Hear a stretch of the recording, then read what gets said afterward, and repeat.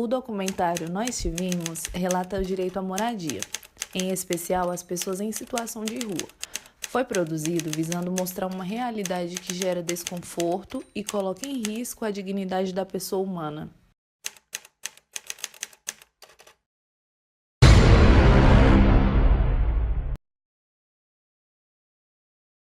Moro onde não mora ninguém, onde não passa ninguém, onde não vive ninguém. É lá onde moro que eu me sinto bem.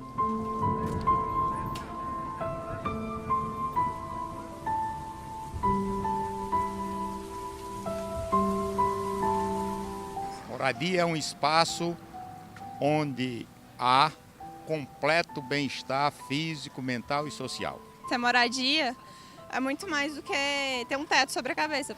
É você poder, nas noites frias, se esquentar do frio, é você ter horário para se alimentar. Cachorro e gato que fica na rua de tempo todo de casa quando uma pessoa, moça. Apesar de ser um direito garantido, direito fundamental, é algo que milhões de pessoas não têm.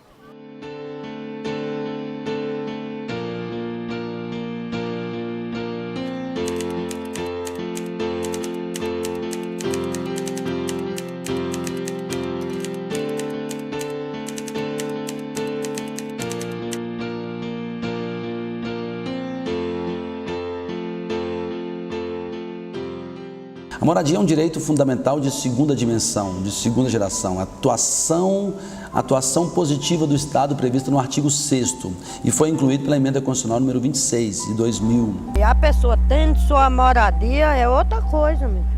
A pessoa não tendo sua moradia. Nem que você pode ter tudo, mas você não tendo uma moradia para você morar, não tem nada. Os direitos fundamentais de segunda dimensão visam a igualdade, tratar os desiguais à medida de suas desigualdades. Como garantir uma moradia adequada num mundo que é desigual, num mundo que passa por crise de identificação dos direitos humanos das pessoas. A gente está falando de uma garantia de um direito, que ele é constitucional. E depois, dentro dos caminhares da política que vai destrinchando o que é assistência social e o que é o objetivo dela, que é para quem precisa. A gente fala das pessoas em situação de rua, a gente deve partir do que a nossa Carta Constitucional estabelece, né? Então, a gente tem como um dos princípios norteadores, né, das políticas públicas estatais a dignidade da pessoa humana. Porque você vê que quem mora nas casas dos outros de favor,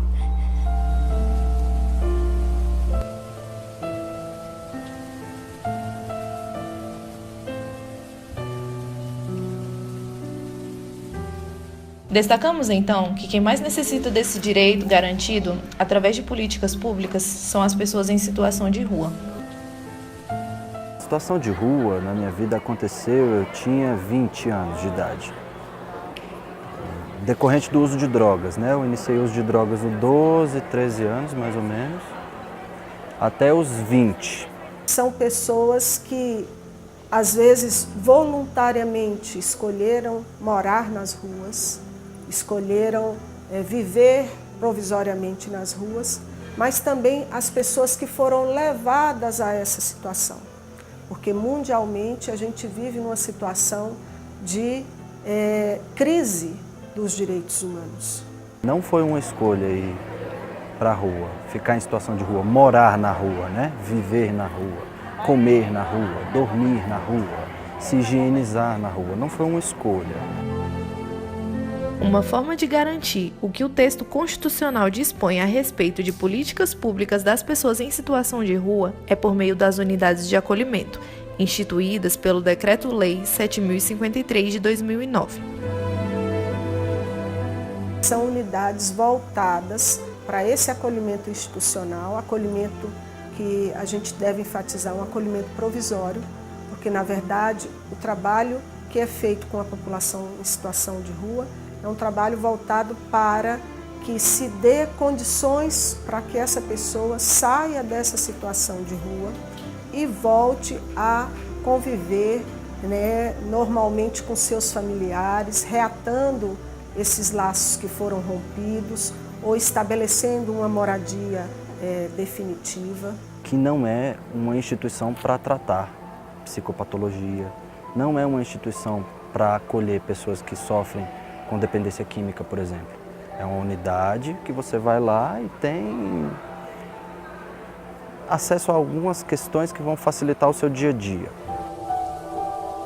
Há um sério problema jurídico enfrentado pelas unidades acolhedoras. Para retratar essa realidade, optamos por um estudo de caso na Unidade de Acolhimento para Adultos e Famílias, localizado no Areal. Essa é uma unidade de acolhimento para pessoas adultas e famílias, e o objetivo é acolher pessoas que estão temporariamente desabrigadas, né? Sejam elas pessoas em situação de rua, migrantes, pessoas que vêm para fazer às vezes tratamento de saúde de outros estados e acabam ficando em situação temporária de desabrigo. Albergue pode oferecer característica de moradia em outros estados. Infelizmente, no Distrito Federal, a coisa não funciona assim. O albergue lá é o oposto de tudo que eu conheço realmente que é albergue. Primeiramente, eu fui criado em orfanato até os meus 18 anos. Após 8 anos, não tenho moradia, não tenho família. Aí eu fui para albergues. Graças a Deus, isso aqui está muito entretendo por mim. Albergue em outras cidades, né? As pessoas os jovens se hospeda, fica lá 1, 2 dias, 3. Aqui não acontece isso. Aqui é incapaz, não tem capacidade nenhuma. O albergue daqui chega a ser, para os direitos humanos, desumano. A Unidade de Acolhimento para Adultos e Famílias, UNAF, antigo albergue Conviver, dispõe de aproximadamente 158 vagas. Via de regra, o assistido pode permanecer por 90 dias. Acessando essa configuração, acessando esse estabelecimento, se ela estiver bem, biológica, psicologicamente, socialmente, ela vai ter mais chances de estar bem. Às vezes você tem um tempo mais prolongado para resolver seus problemas. E às vezes 3 meses não dá.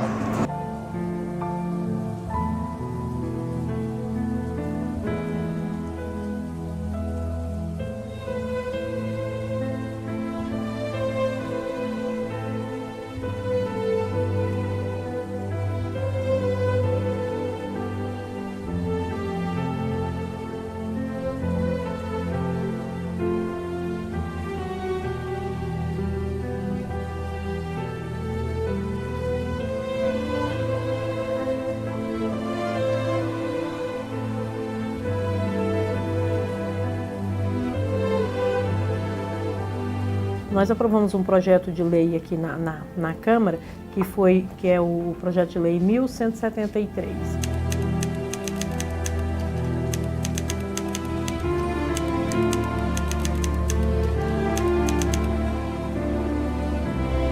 Infelizmente, né, a gente tem acompanhado esse projeto, que não é tão novo assim, né? São propostas que ela já vem caminhando ao longo do tempo e sempre esbarra em algumas questões, não é? Só que são projetos que eles visam o bem. Pode ser que esteja visando o bem da comunidade, mas aí a gente tem que pensar, que comunidade é essa? Então eu não concordo com isso de jeito nenhum. Eu sou mãe de família. Não estou falando como uma parlamentar, estou falando como moradora da cidade. Então não tem a menor condições, entendeu? Quem está em sã consciência de deixar aquilo lá. Do lado do albergue lá tem residências, tem creches, tem escola. Mas sabemos que a necessidade de uma unidade de acolhimento, ela é de estar dentro da comunidade, de estar dentro da sociedade, para que as pessoas que estão precisando desse serviço possam ser inseridas dentro da comunidade. Porque eles estão querendo tirar esses albergues dos centros das cidades, jogando para as regiões rurais. Para manter esses albergues nas regiões rurais, o custo operacional do Estado ainda é muito maior. Então você tem um aumento do custo para manter os albergues. E você vai perder também a possibilidade que essas pessoas têm de receber os mecanismos dos próprios bens do Estado. Esse projeto, ele é extremamente polêmico e, acima de tudo, inconstitucional, porque ele fere absurdamente as garantias individuais, tá? E fere muito o artigo 6º, quando se fala do direito à moradia e do direito à integração e à inserção social. Se a gente for pensar no histórico dessa unidade, a comunidade é muito mais jovem do que ela, né? Então ela é uma unidade que já estava aqui, num local que, se você for analisar alguns anos atrás, seria até considerado periferia também. Então a comunidade veio se achegando para as redondezas, para perto desse local, e agora querem só tirar esse local daqui e passar para outro lugar? Ah, eles chegaram primeiro do que a população. Ótimo, chegou. Só que infelizmente chegou, mas o Estado não cuidou, entendeu? Deixou ocorrer a revelia. É a mesma coisa, você pega um preso, bota um adolescente preso num cárcere e não começa a ressocializar ele não, para você ver o que ele vai virar? Um bicho. Entendeu? Nem todo morador de rua é marginal. O padrão básico de qualidade, segurança e conforto da rede de acolhimento temporário deverá observar o limite de capacidade, regra de funcionamento e convivência, acessibilidade, salubridade e distribuição geográfica das unidades de acolhimento nas áreas urbanas, respeitando o direito de permanência da população em situação de rua, preferencialmente nas cidades ou nos centros urbanos. Se nós criarmos um perímetro de 10 quilômetros do albergue em área rural, ou seja, vai ser impossível praticamente instalar albergue em qualquer local do Distrito Federal. Eu não concordo com isso, porque aqui na cidade, para mim arrumar serviço para mim, meu benefício já está difícil, imagina se for para uma outra área. O que vai ser da gente? O que vai ser de mim? A comunidade ela precisa estar agregada dentro das unidades, não é pública, sejam elas escolas, sejam elas unidades de assistência social, sejam elas hospitais, porque assim a comunidade aprende a cuidar de um equipamento que é público e a respeitar os usuários que precisam desse equipamento. A população lá pediu para o governador tirar o albergue de lá. Quem estiver achando que está com dó dos albergados, que pegue o albergue, que leve para o fundo da casa deles. Eles só reconhecem a pessoa quando é na hora do voto. A pessoa do jeito que está aqui empoeirada, eles chegam, eles abraçam ali, doido atrás de um voto a eles. Ali a pessoa tá cheiroso, é tudo na vida deles. Mas depois que eles caem lá dentro, quem está aqui fora está esquecido. Se ela tivesse essa informação, já é o suficiente. Hoje ela não tem essa informação e essa ignorância diminui até a humanidade dela. Essa ignorância faz com que ela desacredite de si. Não é possível efetivar os direitos daqueles que já estão excluídos e inviabilizados se aprovada uma lei que os afaste do convívio social. Se nós criarmos um perímetro de 10 quilômetros do albergue em área rural, ou seja, vai ser impossível praticamente instalar albergue em qualquer local do Distrito Federal. E se permitir, ele ficará tão longe que dificultará o objetivo máximo de um albergue, que é dar moradia temporal a quem não tem, até que esse possa se reinserir dignamente na sociedade. Eu acho que elas se sentem parte, sim. Tem hora que sim, tem hora que não. Tem pessoas que têm preconceito com quem mora em albergue. Eu me sentia parte da sociedade, só que uma parte sem valor, sabe? A gente observa que o Brasil está passando um processo de reacionarismo, que é um processo de fluxos e influxos, e a gente não pode retroceder nas políticas públicas de qualidade. A segregação, qualquer forma de segregação, ela é discriminatória, ela é inconstitucional, e aí eu preciso dessas respostas, né? O que o Ministério Público vai me responder? Para que ocorra a concretização efetiva do direito à moradia, encontrado no rol dos direitos e garantias fundamentais, é imprescindível a atuação positiva do Estado por meio de políticas públicas. O Ministério Público ele tem como dever zelar pelos direitos constitucionais face aos serviços de relevância pública.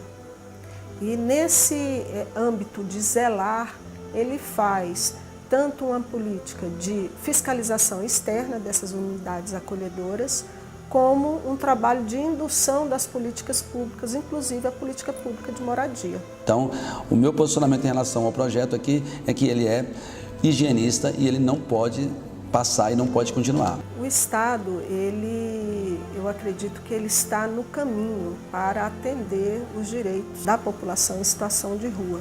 Menino, do governo eu falo minha verdade, eu não espero nada.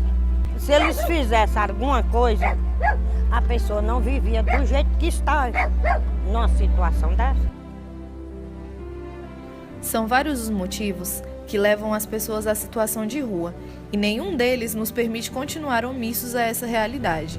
Essas pessoas precisam ser enxergadas, ser entendidas como parte da sociedade, que muitas vezes são excluídas, necessitam ser individualizadas. Cada uma tem uma peculiaridade do porquê estão na rua, e nós precisamos alterar o nosso olhar para elas, entendendo que elas têm capacidade de serem agentes políticos.